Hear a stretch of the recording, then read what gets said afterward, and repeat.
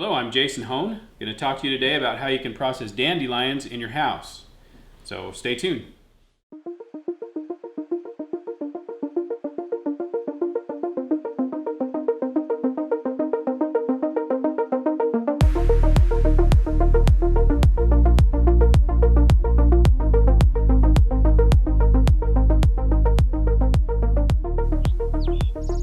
All right, so dandelions.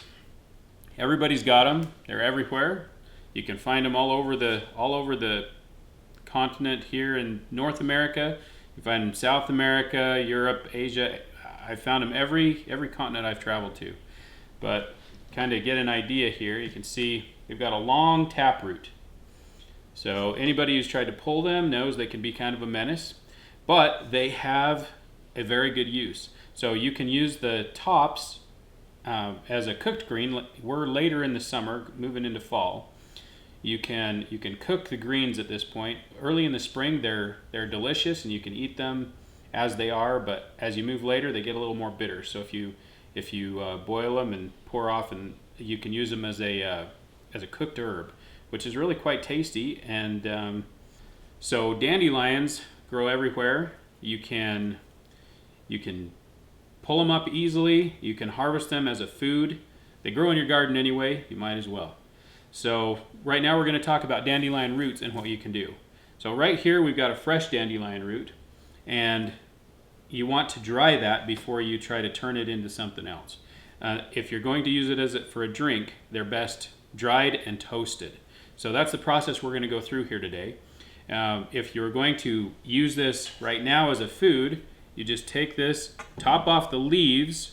You'll leave this little part of this little ball right here. And then you just take those leaves off like that, and you can roast or boil that as it is right there.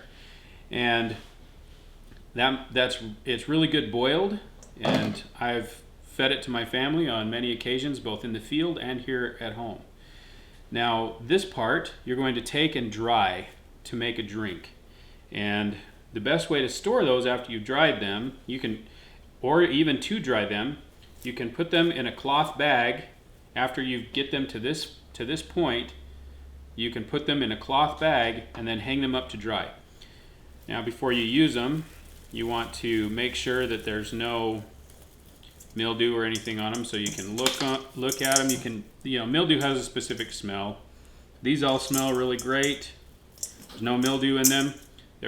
But they're considerably different. So this one is roughly the size that we started with, and now we end up with that. So they reduce in size a lot as the water leaves, and then you end up with these nice roots right here. So now what we're going to do with these, we've still got more in this bag, but we'll use some of those later. So we take these and we're going to kind of break them up a little bit. Just kind of crunch them up. They're nice and dry. These got dried out in the sun in that bag. So just dry them. Just crumble them all up here. And then there's multiple ways that you can do things from here. You can use a mortar and pestle, which is, very, very time consuming, but easy to do in the field. And then you can do it another way. You can take, I just use a little bullet blender. Works great. Gets these to a chunky powder, and that's what we're after. And then we're going to toast them. So throw this on here like this. Just step over here for just a second.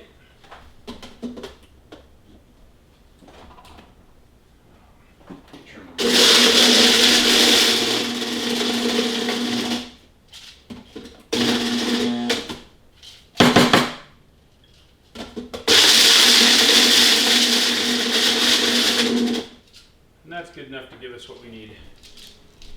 So you want kind of a coarse powder, about like that. You can go to a very, very fine powder, which if you do a very fine powder, a lot of times it'll even dissolve right into your drink. So some of this finer powder like that. And you can take this, then we'll take this at this point, and we'll come over here, and we'll heat it up. We gotta put a pan on about medium high right here. Come over here, get our pan warmed up a little bit, kind of medium high, and you just sprinkle this in the bottom here. You grab a spatula here, and as this gets hot, we're just gonna keep stirring it around. And the way that I know it's done is it smells like chocolate cake batter. It'll turn kind of a golden brown color. You can see right now it's kind of a tan, kind of a powdery tan. It turns kind of a golden brown color, and it'll smell as you toast it like chocolate cake batter. So it's very tasty. Now dandelion has a lot of uses. The root is specifically good for diuretics, so you can use it if you need to get rid of a lot of water, if your body's retaining a bunch. The nice thing about using dandelion as a diuretic is it's also very high in potassium, so it kind of balances things out there. And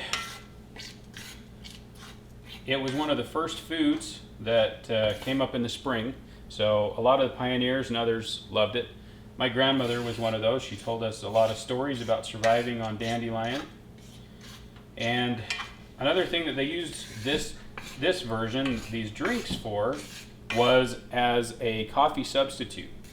So you can take this, and here it's going to start smelling, as I can start to smell it already as it gets kind of toasted here, but it's got a delicious chocolatey smell. You'd never expect that from dandelion, but it's got a chocolatey smell to it. And it's quite delicious, actually. So we'll go like this. Takes just a couple minutes.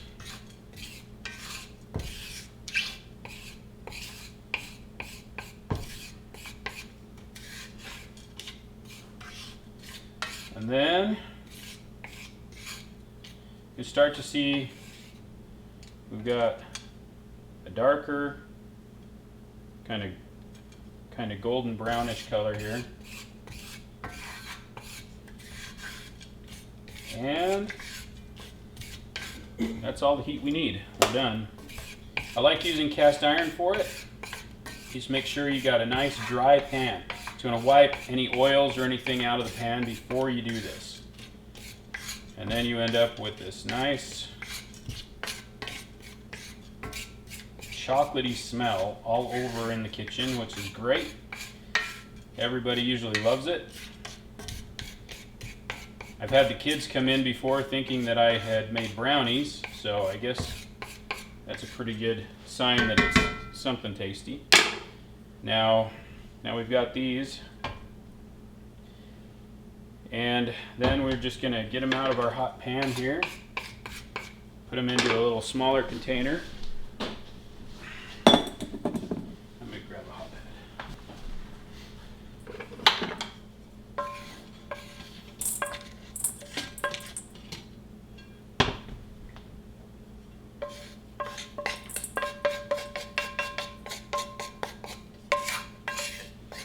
Get as much out of there as you can. Okay, and that's what we end up with. And I wish we could transmit the smell through the camera, because it's pretty tasty and it smells very good.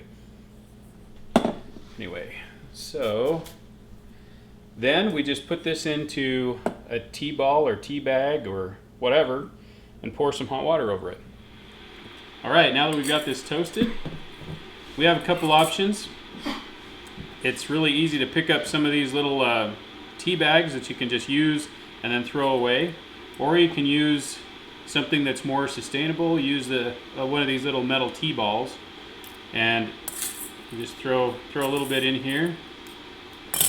Throw the lid on, and we'll be set to go. Got some hot water coming over here. If you're gonna use tea bags, just a quick idea here. I'll show you on one of these. So you just throw in, and realistically for 8 ounces of boiling water, you want 1 teaspoon of the herb. That's our typical measurement for a tea. Anything stronger than that is going to be considered a decoction. And on this, if you know, there's lots of different ways. Everybody struggles. Okay, how should I keep this closed? How should I keep this closed? Well, here's a really simple trick. So I've got a mountain ash out here in my yard, and I'll take some of that nice straight wood and make some little clips out of that, some old-fashioned clothespins, and just seat those right down there.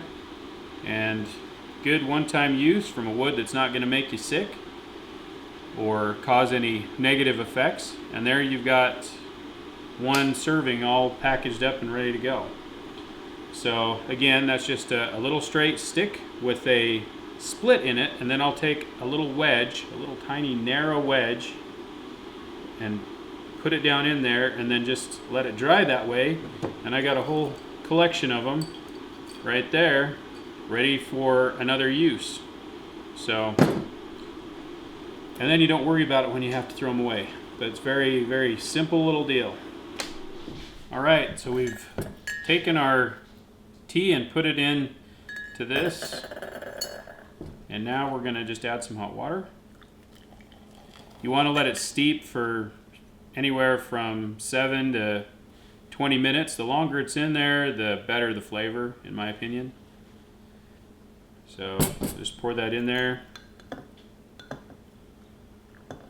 You can already see that we're gaining some nice color here. And then I like to sweeten with honey. Throw a glob of honey in there.